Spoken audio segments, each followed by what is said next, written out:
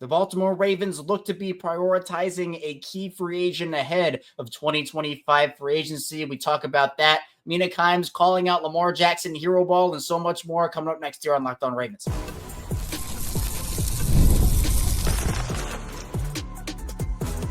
You are Locked On Ravens, your daily Baltimore Ravens podcast. Part of the Locked On Podcast Network, your team every day. Welcome into another edition of Locked On Ravens, your daily Baltimore Ravens podcast. I'm your host, Kevin Oestreicher of Ravens Wire, here with you on the Locked On Podcast Network, your team every day. Thank you so much for being here on this Purple Friday, making Locked On Ravens a part of your day and your first listen every day. We're free and available for you on all podcasting platforms, including in video form on YouTube, where you can like and subscribe to the channel, and in audio form where you can follow along and subscribe wherever you get your podcasts. 5 days a week plus more here on Locked On Ravens. We got Ravens news, analysis, updates, the whole 9 yards. So tell a friend, tell a family member. We're here for them. We're here for you on Locked On Ravens. Today's episode of Locked On Ravens is brought to you by FanDuel. Right now, new FanDuel customers can get $150 in bonus bets if your first $5 bet wins. Sam Njoku of Ravens Talk Podcast is back with us for Purple Friday as usual. And Sam, we're just getting closer and closer to free agency. I always say this where it seems like we're always like a month out, and then I wake up the next day and free agency is like literally the next day. It feels like it creeps up on you so fast, especially when you have so many Ravens headlines in the news, both good and bad this offseason. Yeah, I hadn't even realized it snuck up on you a little bit. Combine's coming up, free agency is getting started, a tag tag period it started up a little bit. So a lot of things going on in the NFL. The NFL doesn't sleep. Apparently, the Super Bowl is in there, but feels like we're trucking away as the 2025 season approaches.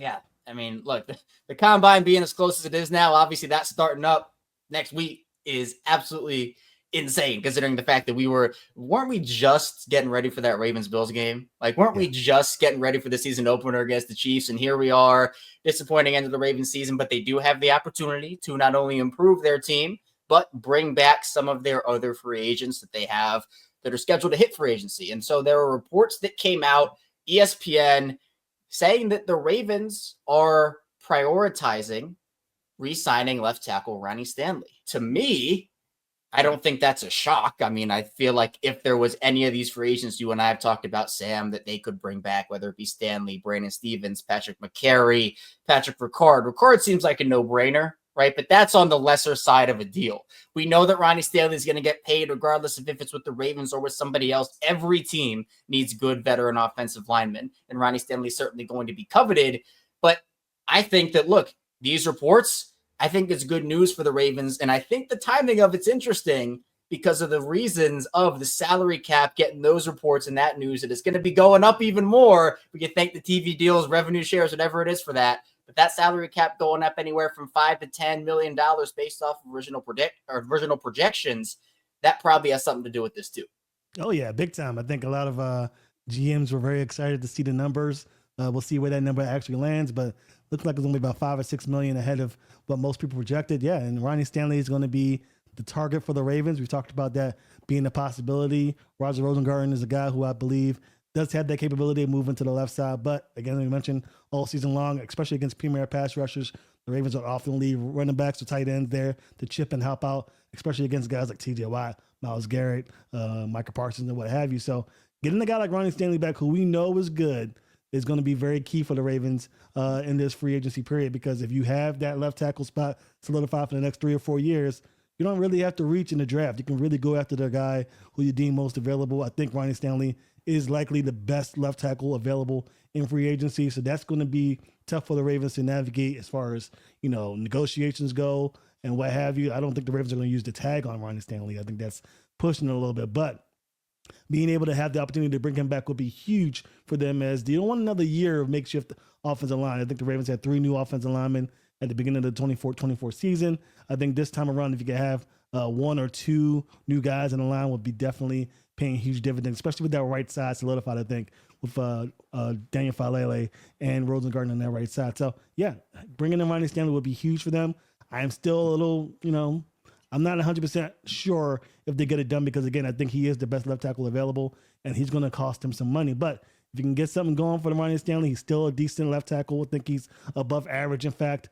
among a lot of league circles. So getting him in will be huge for Lamar Jackson in this Ravens offense. Yeah, and look, Eric DeCosta during his end of season press conference did say that offensive line that was going to be a priority for them. So you could put the pieces together even before all this stuff, and it makes a lot of sense because obviously Roger Rosengarten did play a massive role on that team in 2024. Looks like your tackle of the future. Now, whether that's on the left or the right side, still long-term remains to be determined, but I still think that it's an interesting conversation of whether the Ravens should fork up the money to a Ronnie Stanley, or maybe you go into the draft and you try to swing on another rookie tackle. That's the more risky proposition of the two because Roger Rosengartens don't just grow on trees in terms of that immediate production. There are plenty of examples of teams drafting rookie offensive linemen, them getting plugged in, and it just not working out. So I think that Stanley, if it's on a shorter term contract, I would assume 2 years is definitely where you start with that because you want to make that cap hit the first year low so they can maneuver around it. But the projections right now, Sam, you see it on like Spotrac, it's around $21 million per season. If that's what the number ends up coming out to, do you think that that's a realistic option for the Ravens, or do you think there'd have to be a little bit of a hometown discount for Ronnie Stanley at that rate?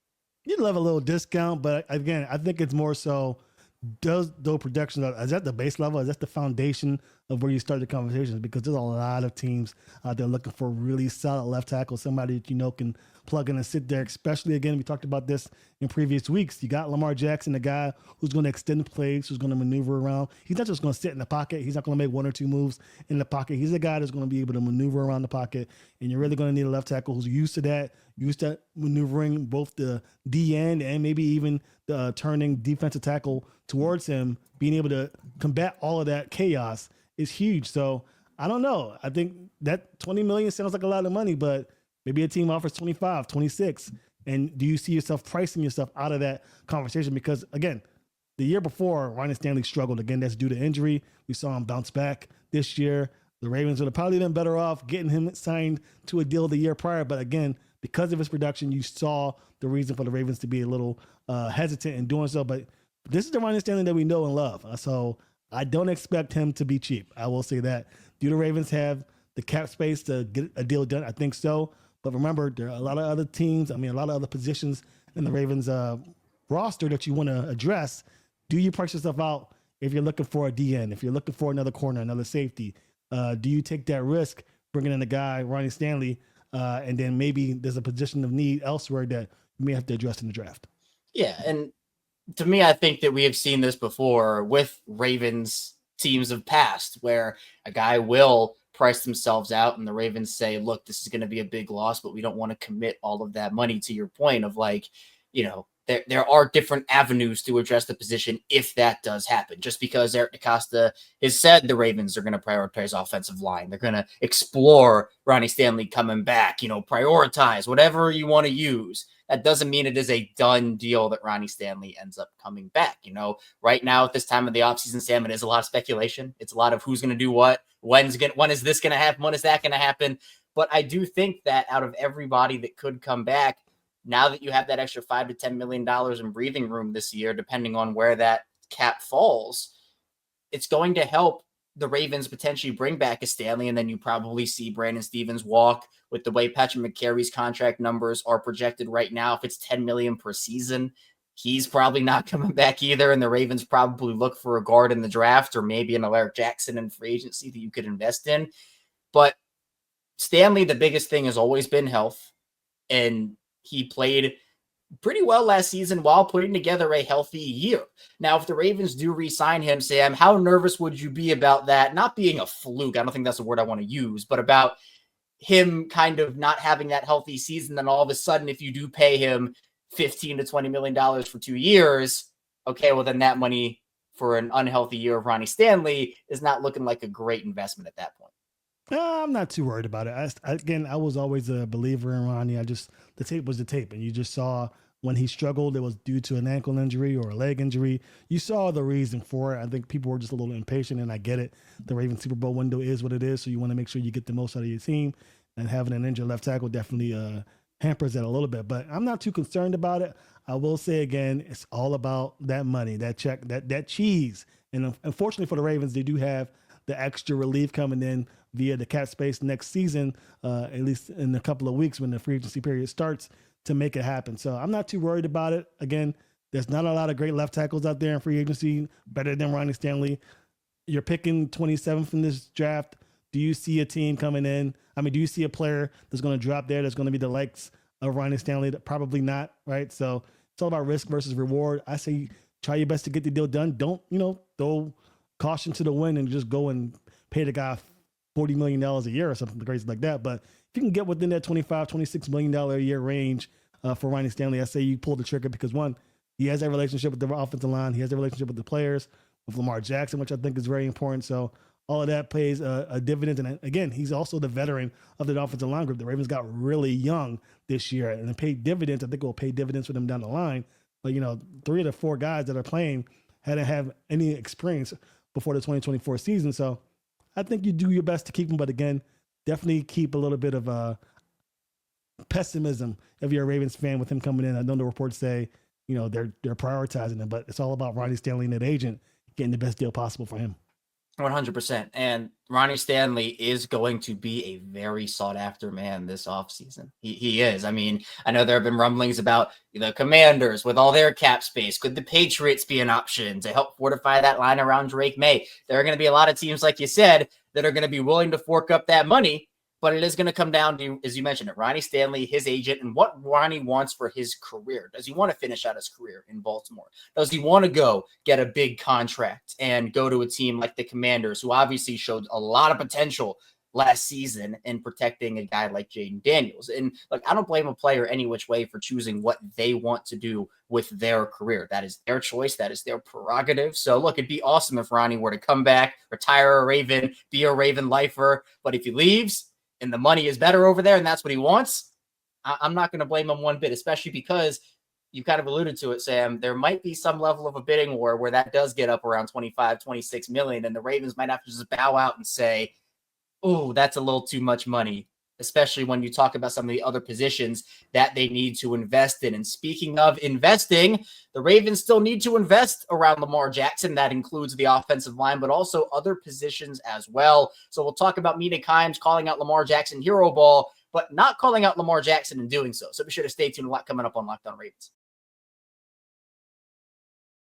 First, the show is brought to you by FanDuel. When the game tips off, the NBA action is just getting started, and there's no better place to get in on it than FanDuel, America's #1 sportsbook. With FanDuel, you can place live bets throughout the game, so even if you miss the opening tip-off or want to bet on a fourth quarter comeback, you can stay in the action. And if you're looking for a bigger payout, you can even combine your live bets into a same-game parlay. I love using FanDuel's live betting feature because it keeps every moment of the game exciting, whether I'm backing my team for a late-game rally or picking a player to hit a clutch three. I never feel like I missed my chance. Plus, the app is easy to use, and when you win, you get paid instantly. Right now, new FanDuel customers get $150 in bonus bets if your first $5 bet wins. Just visit FanDuel.com to join today. That's FanDuel.com for your shot at $150 in bonus bets. Make every moment more. FanDuel, the official sports betting partner of the NBA.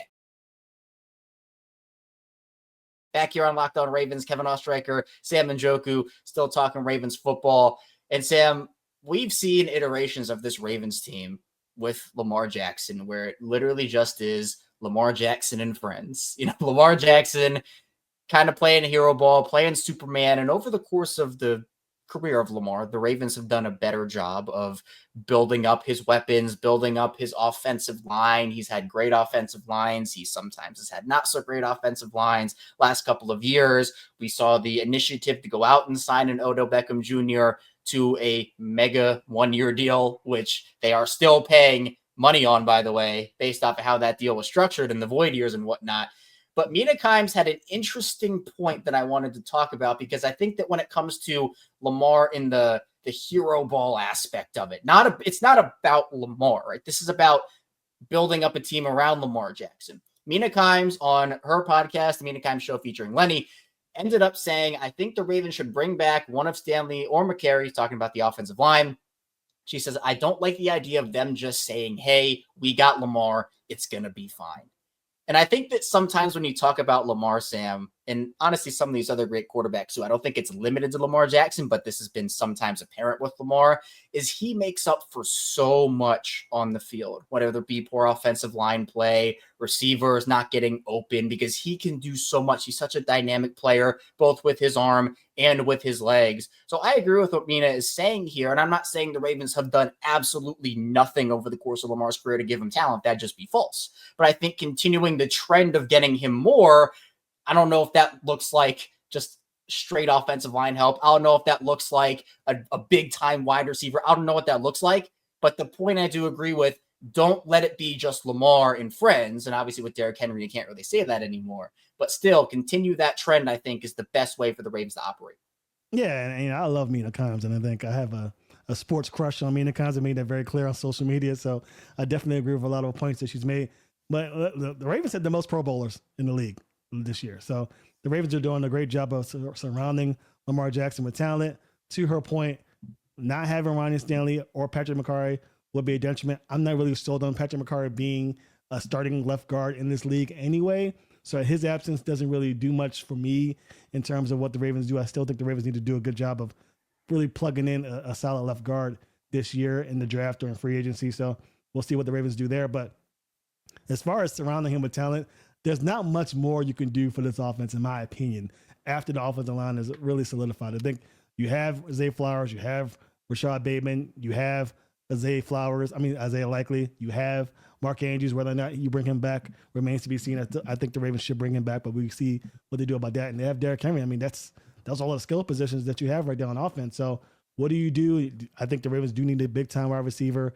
Not a big-time wide receiver, at least a speed threat at the third wide receiver spot, somebody that can really take the top off, something that Zay Flowers and Rashod Bateman aren't really known for in their skill set. But other than that, there's not really much the Ravens need to do. Just continue to push and build around not only Lamar Jackson, but this team as a whole. The defense, the roster, special teams. We've seen some shenanigans, I would say, with the special teams kick placers. So we'll see what happens with that. But I don't know if the Ravens need to do too much. Just don't falter back into, okay, well, we know Josh Allen's the faux MVP. We really know Lamar Jackson was the best player in the league last year. Let's just build upon having him be the guy and just let him take us as far as he will. I don't think the Ravens will take that approach. We hope they don't, because again, as Mina Kimes said, that's a step back for the Ravens. You don't want Lamar to be that guy, because you see what happens when Lamar tries to play hero ball, especially in big moments in the postseason.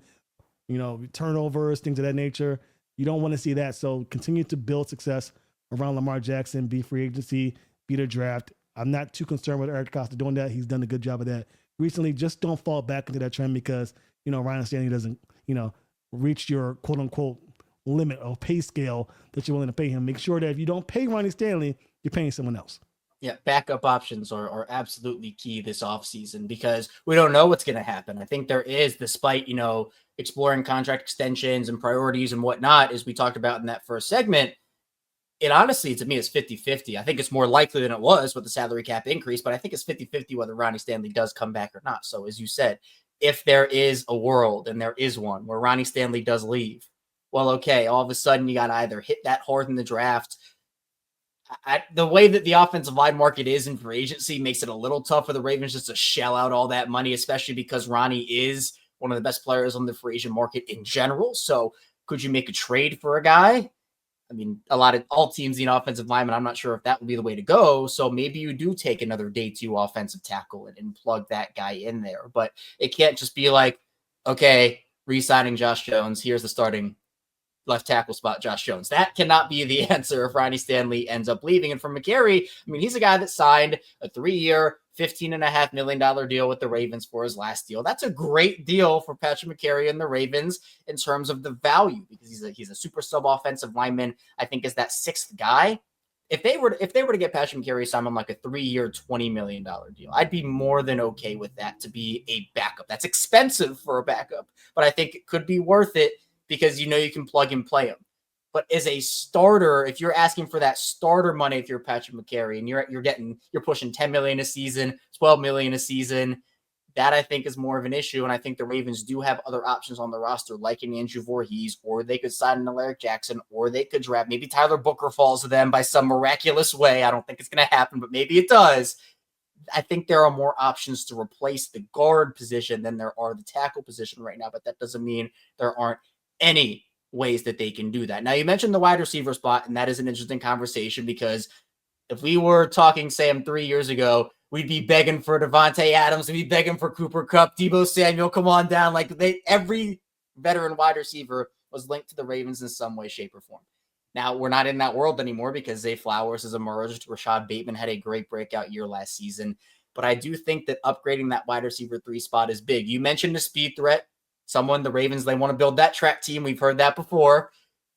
It's interesting because, Deebo doesn't necessarily fit that. It could fit it in terms of, like, imagine Deebo Samuel running sweeps in a Todd Monken offense with how Todd likes to use like Zay Flowers, replace him with Deebo in that role, and he's running those sweeps to the outside. Cooper is an interesting. I don't necessarily think that's a great fit for them at this point, but we'll see. Do you feel like they could use someone like, let's just get crazy? Do you think that DK Metcalf could be an option for this team? Do you think they could go out and get a guy like him, get one of those star guys? Because here's the thing: if you want to capitalize on, it's going to be crazy to say this, on Rashod Bateman's contract, I think capitalizing on Rashod's deal is going to be really big here, because that, to me, is the best contract in football. You and I have talked about that. Before he gets that big bump in pay, do you maybe want to take a swing on a star, have that 3-headed monster? Maybe that could even be someone like a Stephon Diggs. Maybe that's someone you look at as like a veteran. And then once Bateman is eligible for that extension, that guy goes out and the other guy comes in. What do you think of like a star splash move at this point? I like DK Metcalf. I think that would be pretty good. I think what fans need to realize is if the Ravens get a big-time wide receiver and you have 3 stud wide receivers, you're basically saying goodbye to your 2 tight end set, your 3 tight end set look. And that means that most likely if they go that route, then Mark Andrews is likely the one that's going to be the casualty of that. So do you feel like you can survive with one stellar tight end, a lot less of a 12 personnel, 13 personnel, a lot more of the 11 personnel that a lot of Ravens fans have seen with the Chiefs and, the Bills and what have you? Where do you think the Ravens go from here in regards to that? Because if you do get a DK Metcalf or even a Deebo Samuel, somebody big like that, Stephon Diggs, I think. Oh, Deebo maybe not so much, but Stephon Diggs, DK Metcalf, guys who command to be on the field 80 to 90% of the time, then you're really taking snaps away from your second tight end. And that makes the conversation about what we do with Mark Andrews more prevalent. I do like the idea of the Ravens getting a 3rd wide receiver, though. I think that a guy like Mike Williams, maybe not, a star-studded guy, but somebody who's fast, big, somebody that can really stretch this offense a little bit further, stretch the defense back a little bit, will be huge for them. Somebody that I think will complement Zay Flowers and Rashod Bateman really well. But to your point again, Rashod Bateman and Zay Flowers have very stellar contracts right now in regards to what their production is. So I think you're looking at T. Higgins. He's probably going to command $30 million a year. Jamar Chase looking at $40 million a year. Do we think that Rashod and Zay Flowers get up to that point? Who knows? Especially Zay Flowers. I think that's the guy who we need to pay attention to, what the Ravens do when the time comes with his contract. Rashod Bateman, not so much, but he's looking at maybe $26 million a year if you think about where his production is this past season and where he could be this upcoming season. So you got to think about, for the Ravens, what are we going to do in regards to those guys in the future? Do we sign a guy who's maybe in the back end of his career, like a DK Metcalf, like maybe not Stephon Diggs, who's still kind of in his prime, but, along those lines where you can bring him in for a little cheaper than you think that these 2 guys are going to be worth later on, and then build again through the draft, something they've done quite a bit in the future. So those are the type of gymnastics that I'm looking at in the roster sense as it comes to this wide receiver group, which is, again, very productive, but very, very cheap. Yeah, and I think for the Ravens, like, you have your top 2 in Zay and Rashod, but you really have a lot of question marks. In fact, there's not really a lot at all behind those 2 guys that you have right now. And you can kind of mitigate that with the tight ends, like you talked about with Mark and Isaiah and even Charlie Goller. But the reason they brought in Deontay Johnson was to be that solid 3rd wide receiver. Obviously, it went the complete opposite way and it did not work out. But that was the idea behind it, is you bring in someone that can take some pressure off, especially in those 3 wide receiver sets. You don't have to move a tight end out in the slot, which is still a good thing that they can use and they can do. But wide receiver to me is definitely I don't want to call it a weakness because Zay and Rashod are, in my opinion, that good. But I'd say the top is really strong. And outside of the top two, you really do have a weakness. But that's not the only weakness or strength the Ravens do have. Coming up, we'll talk about some early strengths and weaknesses for this Ravens roster. Stay tuned. Plenty coming your way on Locked On Ravens.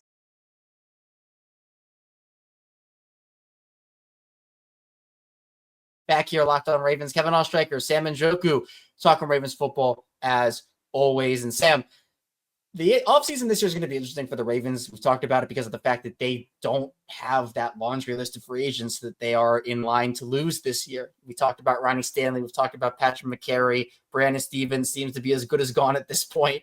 Other than that, though, it's not really a lot of big name players. Patrick Ricard seems to be a lock to come back.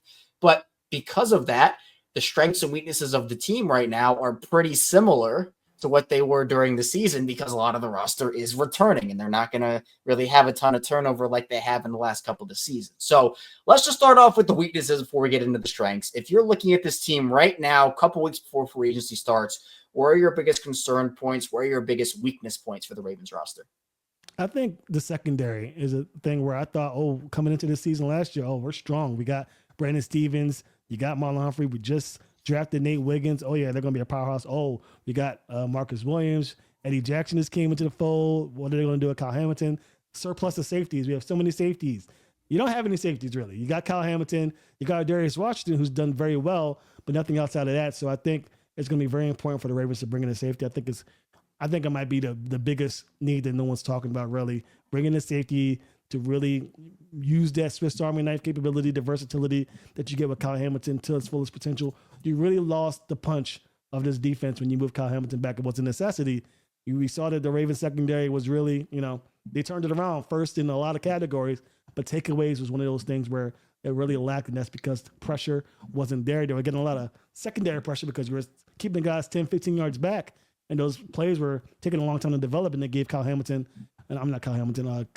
and Adafe Owe a lot of time to get to the quarterback. But I think if this defense is going to take that next step, you're going to have to get safety help to really use Kyle Hamilton the way they've done in previous seasons. So I would love to see that secondary help get fixed. Not just the safety spot, but the corner spot. Without Brandon Stevens, you need to get a solid corner in there to be opposite Nate Wiggins and Marlon Humphrey.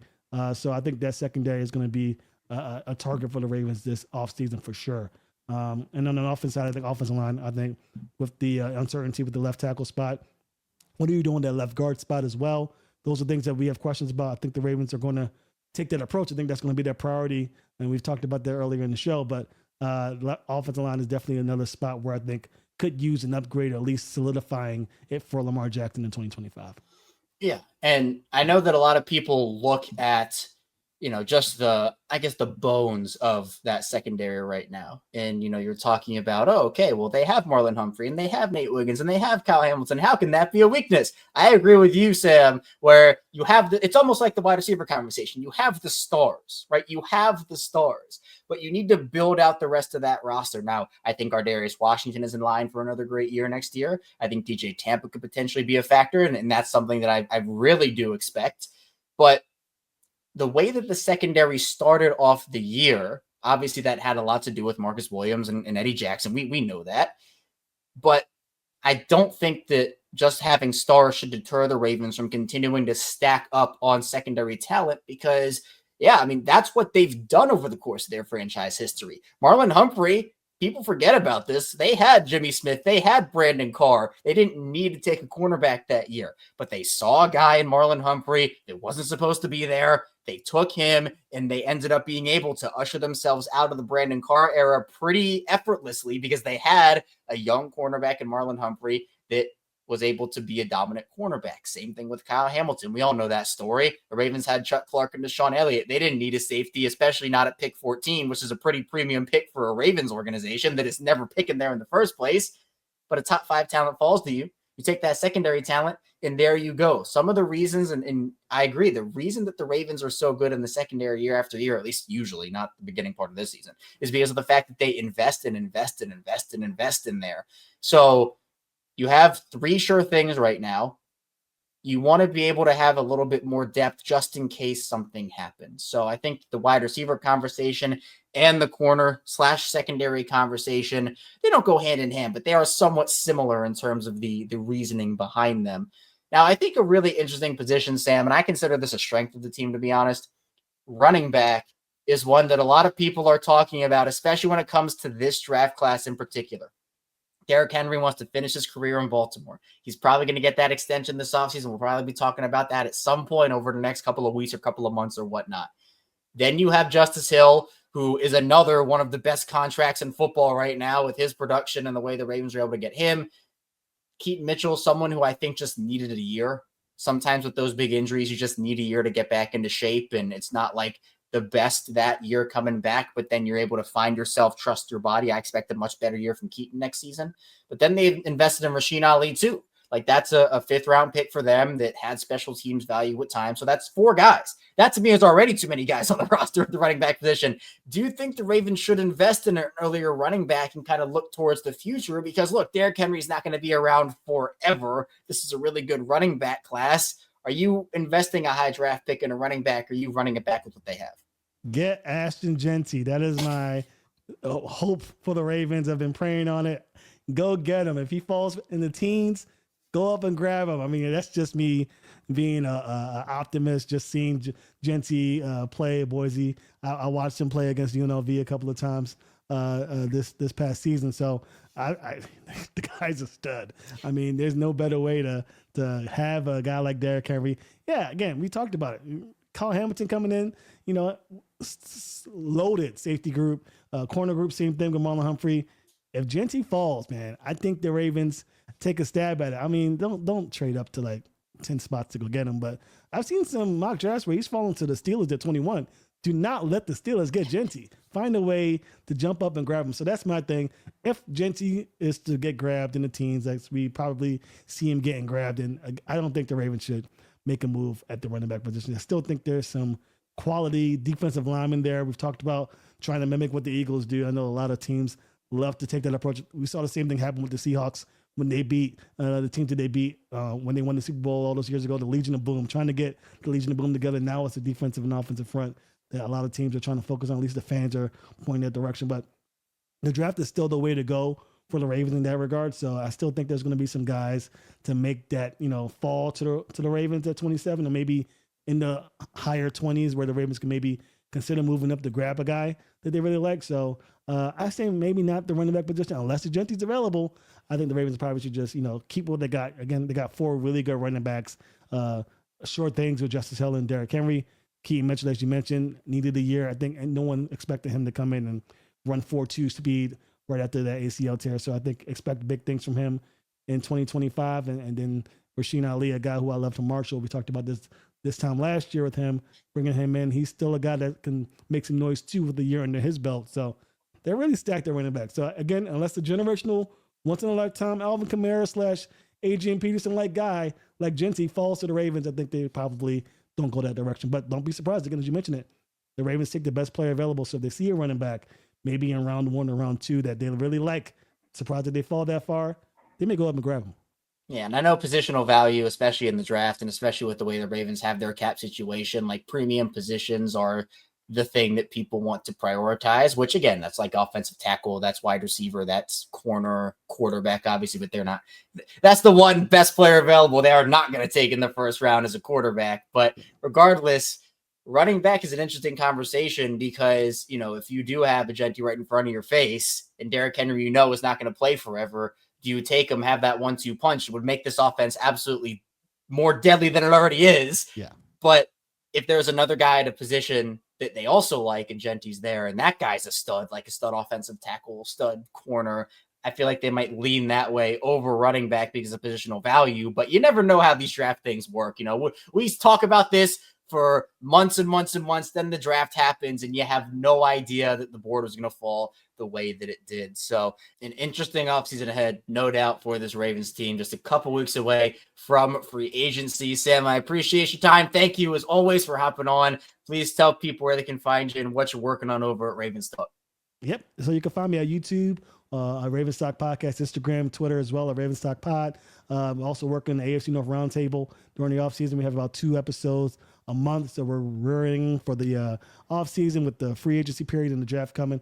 Podcast will resume a week prior to the draft, so we'll be talking all about the draft selection. We'll have a live stream, I'm sure, coming up, and maybe a little episodes here and now if the free agency period picks up with some huge signings. So we'll be talking about it all off season long, so make sure you tune in.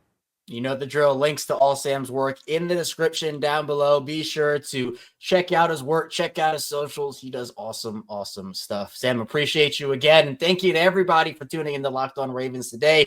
Going to take a little 2-day break on Locked On Ravens, assuming there are no headlines that we need to talk about over the weekend, but we'll be back here on Monday. We're diving into more Ravens content as always. So on the way out, hit that like and subscribe button in video form and follow along and subscribe in audio form as well. I'll see you right back here soon on Locked On Ravens.